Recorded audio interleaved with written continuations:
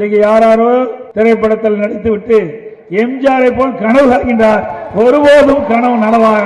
புரட்சி தலைவர் எம்ஜிஆர் அவர்கள் உயிரோடு இருக்கின்ற பொழுது கொடுத்து கொடுத்து சிவந்த கரத்துக்கு சொந்தக்காரர். இந்த மண்ணிலே மறைந்தாலும் அவர் இன்றைக்கும் மக்கள் மனதிலே வாழ்ந்து கொண்டிருக்கின்றார். அவர் இறந்த பிறகும் தன்னுடைய சொத்துக்களை வாய் பேசாதவர் காது கேளவருக்கு தன்னுடைய சொத்தை கொடுத்து அந்த குழந்தைகளை காப்பாற்றிய பெருமை நம்முடைய தலைவருக்கு ஒருவருக்கு மட்டும்தான். திரைப்படங்களில் மக்களுக்கு என்னெல்லாம் செய்தோம் என்று சொன்னாரோ அவை எல்லாவற்றையும் முதல்வராக வந்து செய்து காட்டியவர் நம்முடைய தலைவர் புரட்சி தலைவர் எம்ஜிஆர் அவர்கள். கல்வி பொருளாதாரத்தில் ஒரு சமூக புரட்சி செய்தார்.